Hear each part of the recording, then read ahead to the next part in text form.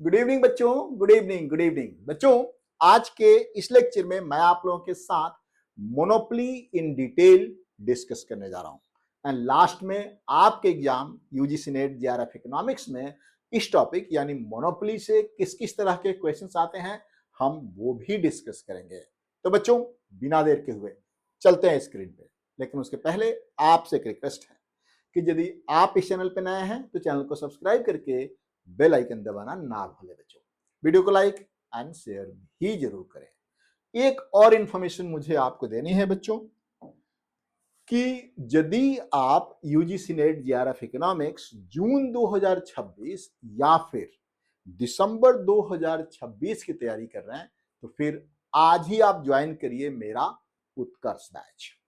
ये आपकी सफलता में 4 चांद लगाएगा, क्योंकि इसमें मैं आप लोगों को दे रहा हूं पूरे सिलेबस का video lecture, live lecture, PDF notes, practice के लिए question, mock test and the personal mentorship.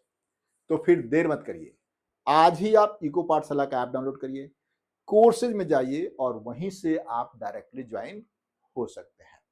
और यदि किसी तरह का कोई इशू आ रहा है तो आप मुझे इस नंबर पे 9910569227 पे आप मुझे डायरेक्टली कॉल कर सकते हैं।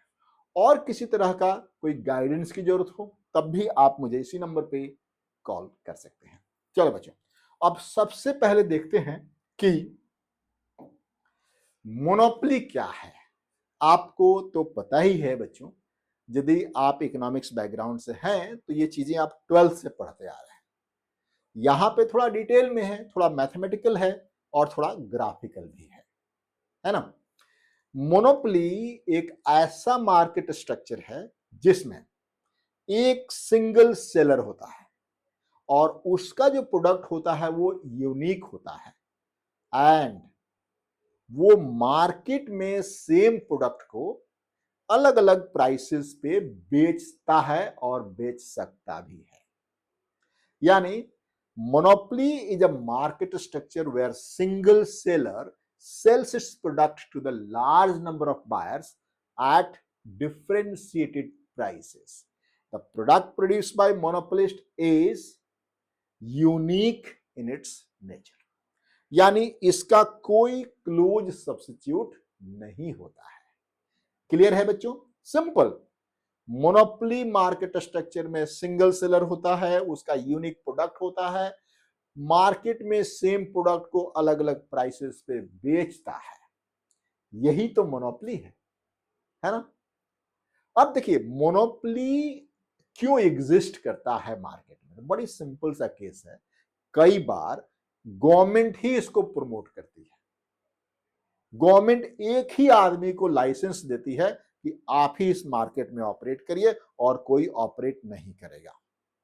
ठीक है, जैसे कि आप देख सकते हैं रेल ट्रैक में इंडियन रेलवे की मोनोपोली है। रेल ट्रैक पे इंडियन रेलवे की मोनोपोली है और वही सारी गाड़ियां वही चलाता है, इंडियन रेलवे ही सारी गाड़ियां चलाता है।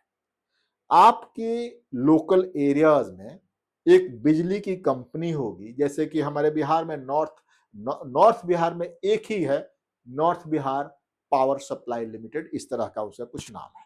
तो मतलब वो सिंगल फॉर्म ही है जो एक पर्टिकुलर एरिया में ऑपरेट करती है और इसका रीजन होता है गवर्नमेंट ही उसको अलाउ करती है कई बार कि एक ही फॉर्म ऑपरेट करेगी। दूसरा रीजन होता है टेक्नोलॉजी। कई बार क्या होता है बच्चों कि एक फर्म के पास इतना बढ़िया टेक्नोलॉजी होता है कि वो जो प्रोडक्ट प्रोड्यूस करता है वो बहुत ही कम रेट पे प्रोड्यूस होता है एंड उसको कंपीट करने वाले दूसरे मार्केट में नहीं होते हैं, क्योंकि दूसरों के पास उतना बढ़िया टेक्निक नहीं होता है। तो ये दो बातें हो गई, एक तो हो गया गवर्नमेंट की पॉलिसी, दूसरा होगा टेक्नोलॉजी, तीसरा होता है कई बार जब एक फॉर्म को किसी पर्टिकुलर रॉ मटेरियल पे अधिकार हो। जैसे मान लेते हैं कि आयरन ओर पे, मतलब लौह अयस्क पे किसी एक कंपनी का ही अधिकार होगा। मान लेते हैं टाटा का अधिकार है, तो फिर टाटा किसी को देगा ही नहीं, अपना अकेले उसको निकालेगा लॉयस को एंड उससे स्टील बनाएगा और वही मार्केट में छाया रहेगा। यदि ऐसा होता है तो इस तरह के बहुत सारे रीजन है, गवर्नमेंट पॉलिसीज है, टेक्नोलॉजी है, कंट्रोल ऑन रॉ मटेरियल है, बहुत सारी ऐसी चीजें हैं जिसकी वजह से मोनोपोली एग्जिस्ट करता है। क्लियर है बच्चों? मोनोपोली आपको समझ में आ गया। अब इसे कुछ फीचर्स यहां पे हम देख लेते हैं मोनोपोली के क्या क्या फीचर्स हैं बच्चों। आप देख सकते हैं यहां पे, जैसे कि मैंने बता दिया कि एक सिंगल सेलर होता है, यानी मोनोपोली में अकेला ही बंदा होता है जो सेल करता है या प्रोड्यूस करता है। इसका कोई क्लोज सब्स्टिट्यूट नहीं होता, मतलब जैसा ये प्रोडक्ट बनाता है वैसा प्रोडक्ट कोई और नहीं बना पाता है। ठीक है।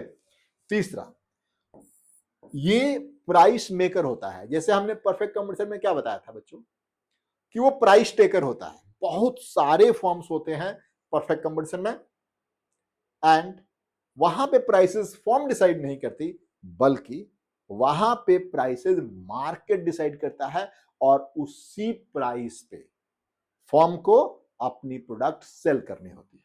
क्लियर है बच्चों? लेकिन यहां पे वो मोनोपोली जो है प्राइस मेकर, वो अपनी प्राइस खुद डिसाइड करता है। एंड यहां पे परफेक्ट कंपटीशन में क्या था, एंट्री एंड एग्जिट बिल्कुल फ्री था, जबकि मोनोपोली में एंट्री एंड एग्जिट मतलब मार्केट में आप आ भी नहीं सकते और आ गए तो जल्दी जा भी नहीं सकते। जैसे मैंने आपको इलेक्ट्रिसिटी बोर्ड का एग्जांपल दिया कि आपके पर्टिकुलर एरिया में एक पर्टिकुलर इलेक्ट्रिसिटी कंपनी डिस्ट्रीब्यूशन का काम करती है, तो वो मार्केट में ऑपरेट कर रही है, चूंकि वो सरकार का लाइसेंस उसको पता है, उसको मिला हुआ है, तो वो ना ही इजिली वो आ सकती है, आने के लिए उसको लाइसेंस लेना पड़ेगा और जाने के लिए भी सरकार से परमिशन लेना पड़ेगा। ठीक है बच्चों, ये आपके फीचर्स है, single seller, price maker, no close substitute and no entry and exit allowed. Clear है बच्चों? मुझे लगता है कि मोनोपोली का ये जो फंडा है, बेसिक फंडा आपको समझ में आ गया। जल्दी से कमेंट करके आप लोग बताइए कि बेसिक फंडा यानी डेफिनेशन एंड फीचर आपको समझ में आया कि नहीं आया। चलिए, इसके बाद आप यहां पे देखेंगे बच्चों कि मोनोपोली में एआर, एमआर और प्राइस क्या होता है। अभी हमने आपको बताया कि मोनोपोलिस्ट जो होता है वो क्या होता है, प्राइस मेकर होता है, यानी वो अपनी प्राइसेस खुद डिसाइड करता है, अपनी प्राइसेस खुद डिसाइड करता है। और मार्केट का ये नियम होता है कि यदि आपको ज्यादा प्रोडक्ट सेल करना है तो आपको अपनी प्राइसेस घटानी पड़ेगी, करनी पड़ेगी ना। यानी पहला रूल आप यहां पे देखिए, पहला रूल देखिए यहां पे, मैं जो पहला कंसेप्ट यहां पे बता रहा हूं कि change in price with respect to change in quantity is less than zero होता है। ये आपको ध्यान रखना है, यानी क्वांटिटी एंड प्राइस का इनवर्स रिलेशनशिप होता है। प्राइस बढ़ेगा तो क्वांटिटी घटेगा एंड प्राइस घटेगा तो क्वांटिटी बढ़ेगा। ये एक कंसेप्ट होता है जिसको मोनोपोली में आपको जानना बहुत जरूरी है। ठीक है, अब आते हैं, यहां पे पी जो है फिक्स नहीं है, ये जो प्राइस है वो फिक्स नहीं है। ठीक है, अब ये देखिए, अब आपको पता है बच्चों कि total revenue is equals to क्या होता है, प्राइस इंटू क्वांटिटी होता है ना, प्राइस इंटू क्वांटिटी होता है। एवरेज रेवेन्यू क्या होता है बच्चों, average revenue is equal to क्या होता है, P into Q by Q, that is P हो गया। Average revenue is equals to T R by Q, total revenue divide by quantity. तो टोटल रेवेन्यू यहां पे आपके पास क्या है बच्चों, ये है ना, डिवाइड बाई क्वांटिटी, फिर से पी आ गया।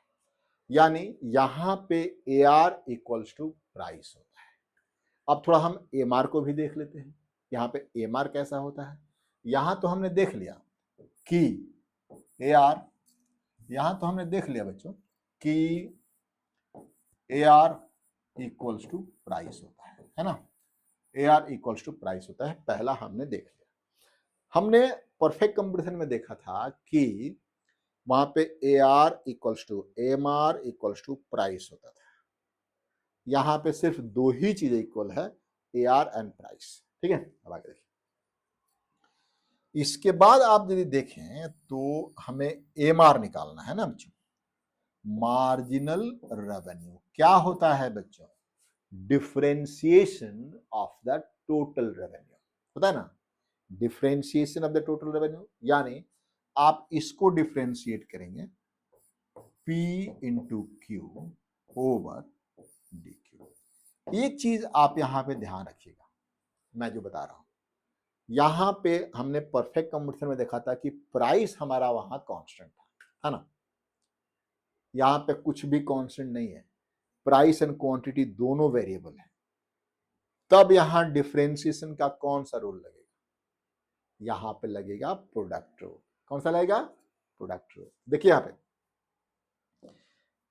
यहां पे आप इस तरीके से इसको डिफरेंशिएट कर सकते हैं बच्चों कि first function into differentiation of second function, into differentiation of second function plus second function into differentiation of the first function, है ना बच्चों।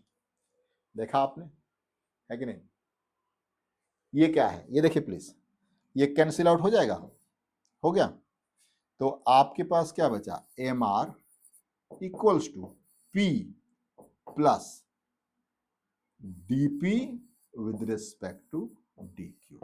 ठीक है ना, यहाँ पे हाँ नहीं, यहाँ पे क्यू भी है ना, यहाँ पे क्यू भी है, Q into DP with respect to D Q. अब यहाँ पे थोड़ा सा आपको ध्यान रखना है, ये देखिए एमआर की वैल्यू कितनी होगी, देखिए प्लीज, या एमआर की वैल्यू कितनी होगी, इसको आप ए आर लिख सकते हैं, M R is equals to A R लिख सकते हैं, पी को आप ए आर लिख सकते हैं, ऊपर हमने प्रूफ किया है, ये देखिए आप पी को आप ए आर लिख सकते हैं, हमने अभी प्रूफ किया है, तो इसको हम इस तरीके से लिख सकते हैं, ये देखिए M R equals to A R plus Q, इसकी वैल्यू कितनी है, change in price with respect to change in quantity, इसकी वैल्यू नेगेटिव है।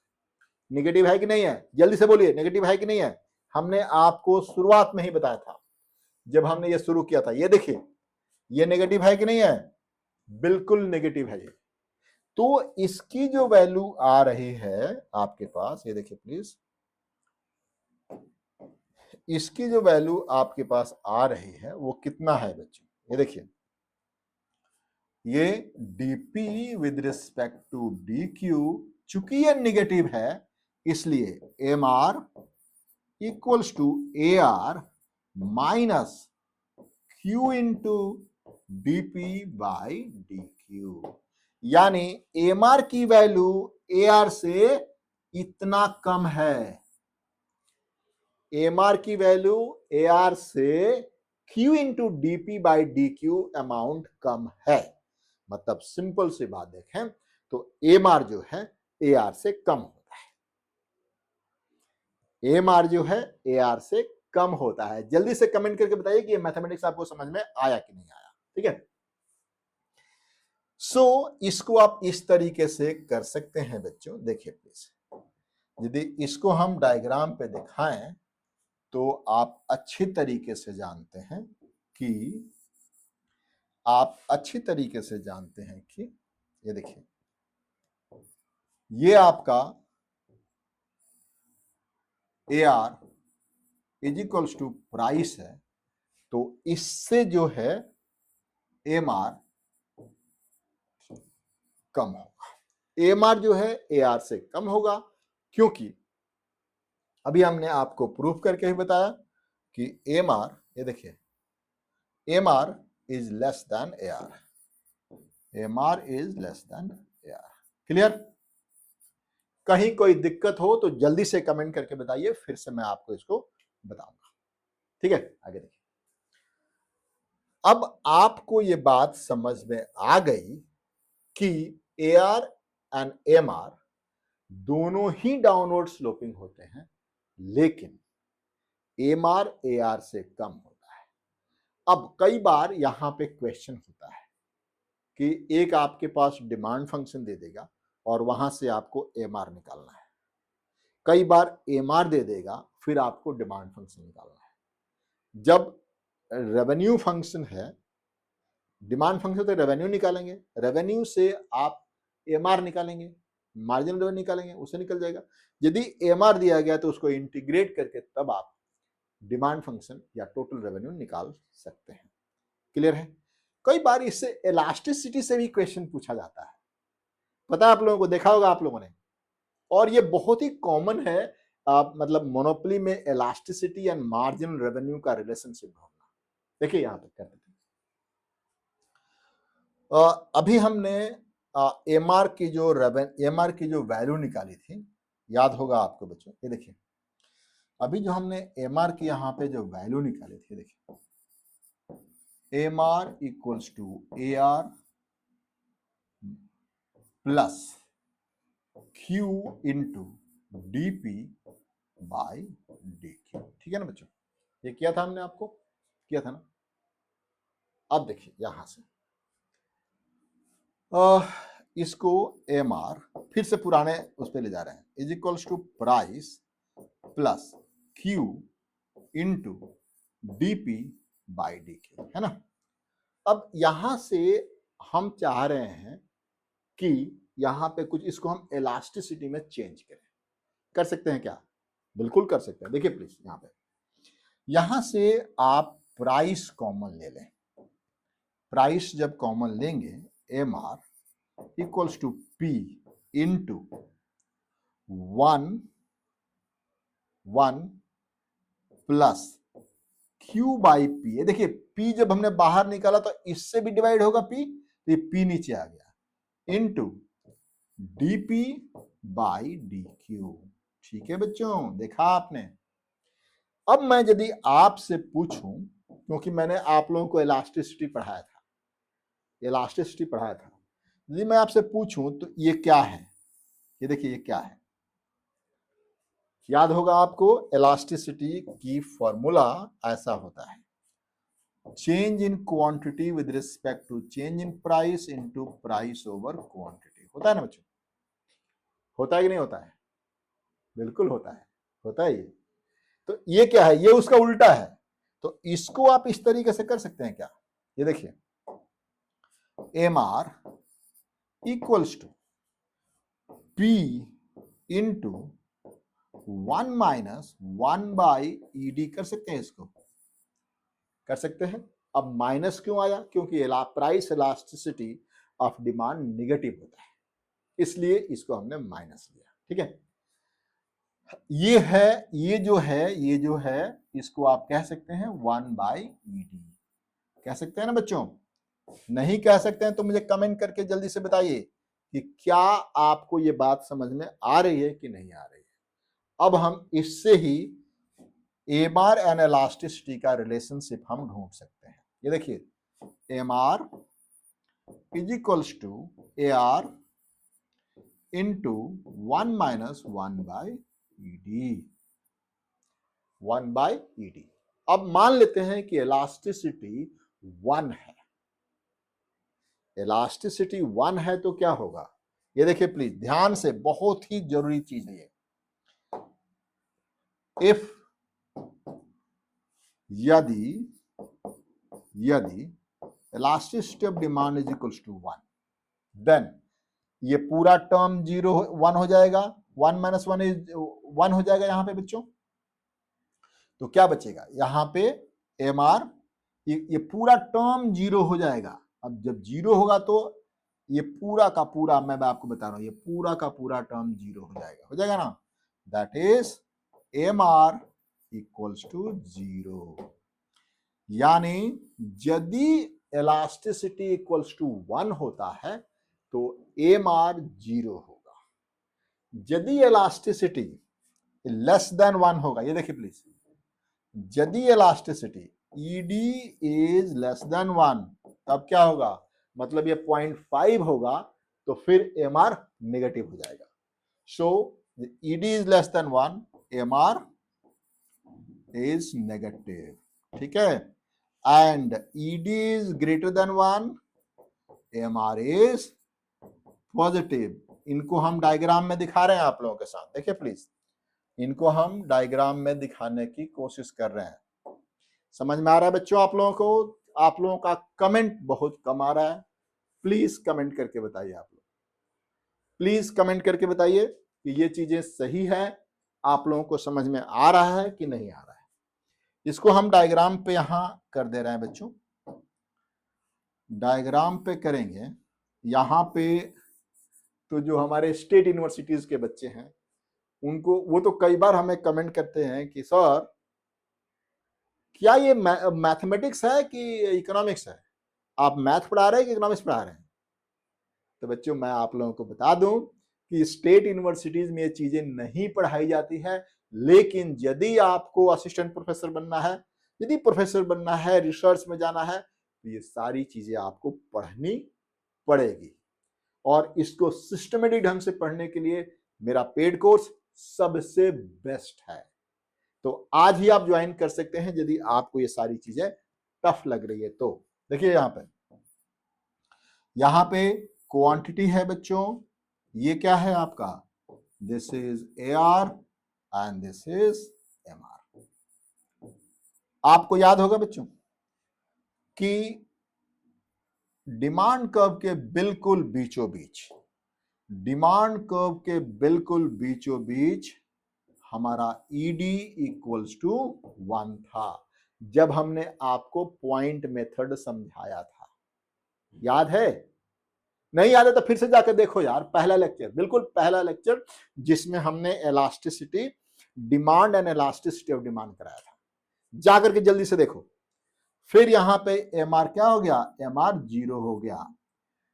यहां पे इनके बीच देखिए, यहां पे कहीं पर भी ईडी इज ग्रेटर देन 1, यानी यहां पे एमआर पॉजिटिव है, और इसके नीचे यहां पर कहीं पर भी ED is less than 1, MR negative हो गया। समझ में आया?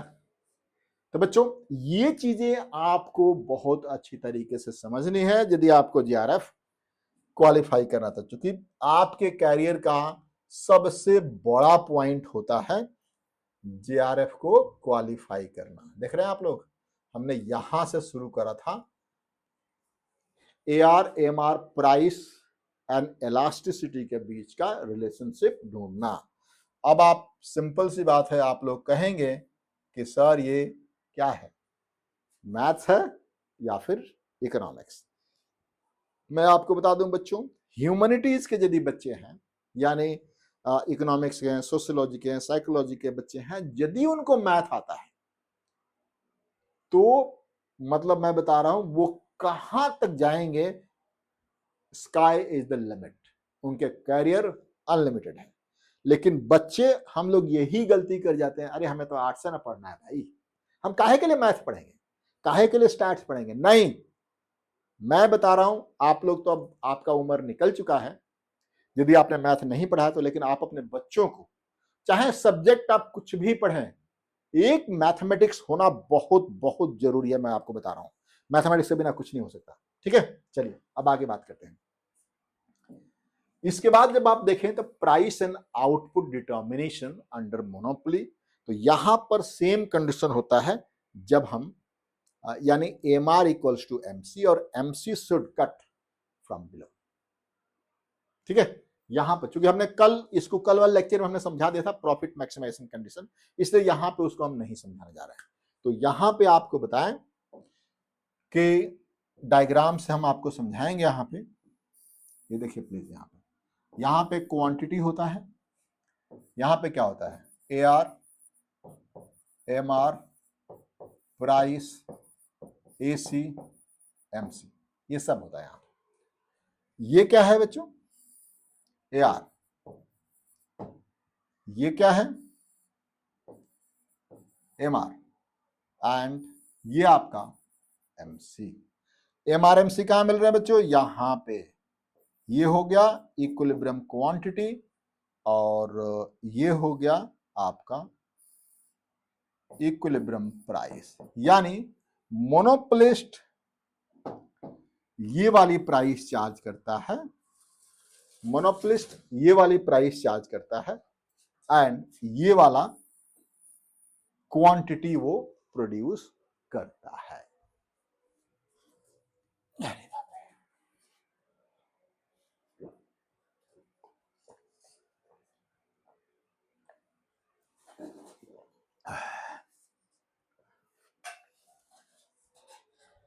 ये वाली क्वांटिटी प्रोड्यूस करता है और ये वाला प्राइस वो चार्ज करता है। ठीक है, अब बहुत सारी चीजें इसमें मुझे बताना है, पूरी रात निकल जाएगी यदि मैं आपको मोनोपोली पूरा डिटेल में पढ़ाने लगूं तो, बट थोड़ा बहुत यहां पे हम आपको और बताते हैं। देखिए प्लीज, अब यहां पे बात ये होती है कि मोनोपोलिस्ट जो है शॉर्ट रन में सुपर नॉर्मल प्रॉफिट कमा सकता है, नॉर्मल प्रॉफिट कमा सकता है, लॉसेस भी इनकर कर सकता है, लॉसेस भी इनकर कर सकता है। ये तीनों कंडीशन यहां पे मैं आपको बता रहा हूं। ये देखिए प्लीज, यदि उसका एवरेज कॉस्ट ये है, ये देखिए प्लीज, यदि उसका एवरेज कॉस्ट ये है तो इस क्वांटिटी के लिए देखिए, इस क्वांटिटी के उसका एवरेज कॉस्ट ये है, एवरेज रेवेन्यू ये है, उसको प्रॉफिट इतना हो रहा है, ये है आपका सुपर नॉर्मल प्रॉफिट। क्या है बच्चों? इसे आप कहते हैं सुपर नॉर्मल प्रॉफिट। यानी यहां पे एवरेज कॉस्ट एवरेज रेवेन्यू से कम है, यानी इस पॉइंट पे ये देखिए, average revenue is greater then average cost, ये आपका प्रॉफिट हुआ। एक दूसरा केस हम ले रहे हैं जिसमें average cost and average revenue, average cost and average revenue दोनों ही बराबर है, यानी इसे आप नॉर्मल प्रॉफिट का केस कहते हैं। क्या कहेंगे बच्चों आप इसको? इसको आप कहेंगे नॉर्मल प्रॉफिट, इसको आप कहेंगे नॉर्मल प्रॉफिट। तो इस पॉइंट पे इसको आप कहते हैं normal profit and AR equals to AC है यहां पे। ठीक है ना बच्चों? AR इक्वल्स टू AC है। और कई बार लॉसेस भी होते हैं, मोनोपोलिस्ट को कई बार लॉसेस भी होते हैं, तो लॉस को हम इस तरीके से दिखा सकते हैं बच्चों। इस क्वांटिटी के लिए देखिए प्लीज, इस क्वांटिटी के लिए हमारा लॉस देखिए प्लीज, यहां पे ये आपका AC2, यानी क्वांटिटी हमारी यही है, इसके लिए हमारा कॉस्ट ये लग रहा है, रेवेन्यू ये लग रहा है, तो ये हमारा क्या हो गया? ये हमारा लॉस हो गया, लॉस हो गया। क्लियर है बच्चों? यानी मोनोपोलिस्ट नॉर्मल प्रॉफिट कमा सकता है, सुपर नॉर्मल प्रॉफिट कमा सकता है, लॉसेस भी इनकर कर सकता है, शट डाउन पॉइंट भी इसमें आता है, शट डाउन पॉइंट भी इसमें आता है। अब देखिए, जो मैं आगे आपको नहीं यहां पे बता पा रहा हूं because of the time constraint, वो ये है कि यहां पे अब टैक्सेस लगने हैं। मोनोपोली पे लमसम टैक्स लगेगा, पर यूनिट टैक्स लगेगा, लमसम सब्सिडी दिया जाएगा, पर यूनिट सब्सिडी दिया जाएगा, प्राइस सीलिंग होगा, प्राइस फ्लोरिंग होगा, बहुत सारी चीजें हैं आपको जीआरएफ को क्वालिफाई करने के लिए। यदि आपको जीआरएफ क्वालिफाई करना तो इन सारी चीजों को आपको पढ़ना पड़ेगा, और इन सब ये सारे चीजें हमारे पेड कोर्सेज में बहुत ही सिस्टमेटिक ढंग से दिया गया है। चलिए अब आगे देखते हैं। अब बच्चों हम कुछ प्रैक्टिस क्वेश्चंस यहां पे डिस्कस कर लेते हैं। देखिए प्लीज, पहला क्वेश्चन आपके स्क्रीन पे है। A monopolist faces demand function P equals to 100 minus 2Q, cost function है 20Q, है ना? Cost function is 20Q। Find the equilibrium output. यहां पे अब आउटपुट फाइंड करना है, कैसे करेंगे? देखिए बहुत ही सिंपल सा केस है। आपको पता है MR इक्वल टू MC होता है, तो आपके पास P equals to 100 minus 2Q TR क्या हो जाएगा बच्चों? प्राइस इंटू क्वांटिटी होता है, total revenue price into quantity होता है। तो 100 minus 2Q into Q is equals to 100Q minus 2Q का स्क्वायर। ये क्या हो गया? ये हो गया TR। MR क्या हो गया बच्चों? इसको आप डिफरेंशिएट करेंगे तो इसको आप डिफरेंशिएट करेंगे क्वांटिटी के टर्म्स में तो क्या आएगा? कल ही मैंने आपको डिफरेंशिएशन सिखाया था। इसमें आ जाएगा 100 माइनस 4Q। MC कितना है बच्चों? यहाँ पे टोटल कॉस्ट है यहाँ पे 20Q। तो इसको जब आप Q से डिफरेंशिएट कर देंगे तो यहाँ पे सिर्फ 20 बचेगा। तो MC कितना हो गया? 20।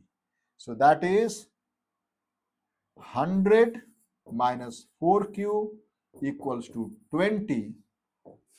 इसका मतलब है यहां पे देखिए 4Q is equals to 80 and the Q is equals to 80 by 4 that is 20।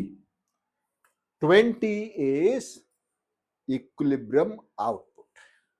Clear है? आंसर कौन सा होगा यहां पे? आंसर होगा यहां पे बी। समझ में आ रहा है बच्चों आप लोग को? समझ में आ रहा है तो यस करके जल्दी से यस लिखिए और मुझे कमेंट करके भेजिए। क्वेश्चन नंबर 2 आपके स्क्रीन पे ये देखिए, demand function is P equals to 80 minus Q। MC 20 दिया गया यहां पे। तब आप यहां पे मोनोपोली प्राइस ढूंढना है। तो सबसे पहले आउटपुट ढूंढेंगे तो TR कितना होगा बच्चों? Price into quantity is equals to 80 minus Q into Q, that is 80Q minus Q का स्क्वायर। ये हो गया TR, है ना? MR कितना होगा बच्चों? MR कितना हो जाएगा? MR कितना हो जाएगा? 80 माइनस 2Q। MC कितना है? MC कितना है? 20। इसको इक्वेट करेंगे तो 80 minus 2Q is equals to 20। 2Q is equals to 80 by 20 that is 4। कितना आ गया? एक सेकंड यहाँ पे Q इक्वल्स टू यहाँ पर होगा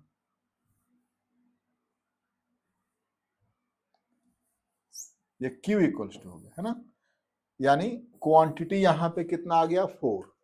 प्राइस कितना दिया गया था देखिए प्लीज, प्राइस कितना था यहाँ पे? 80 minus Q, that is P equals to 80 minus Q। Q कितना है? 4 है। तो P equals to 80 minus 4 that is P is equals to 76। Price 76, quantity सिर्फ एंड सिर्फ 4। Next question, which of the following is not a reason for the existence of monopolist? निम्न में से कौन सा एकाधिकार के अस्तित्व का कारण नहीं है? किसकी वजह से मोनोपोली एग्जिस्ट नहीं करती है? देखिए प्लीज, यहां पे लीगल बैरियर की वजह से होता है, हमने आपको बताया था। कंट्रोल ओवर की रिसोर्सेज, इसकी वजह से भी होता है। परफेक्ट इंफॉर्मेशन नहीं, यदि परफेक्ट इंफॉर्मेशन होगा तो मोनोपोली नहीं होगा, है ना? तो इसका आंसर यहां पे होगा C. Answer is C. Next question आपकी स्क्रीन पर बच्चों, a natural monopoly occur when, प्राकृतिक एकाधिकार कब होता है? मार्जिनल कॉस्ट इज राइजिंग, नहीं। Average cost decline over large range of output, yes. इसे आप नेचुरल मोनोपोली कहते हैं, यानी जब आउटपुट बढ़ने के साथ साथ एवरेज कॉस्ट ऑफ प्रोडक्शन घटता जाता है तब आप उसे नेचुरल मोनोपोली कहते हैं। Question number 5 and the last question for today. Last question for today, main social cost of monopoly is, एकाधिकार की मुख्य सामाजिक लागत क्या है? तो आप जानते हैं बहुत अच्छी तरीके से, that is dead weight loss. तो बच्चों आज का ये लेक्चर आपको कैसा लगा मुझे बताइएगा जरूर। थैंक यू बच्चों, थैंक यू।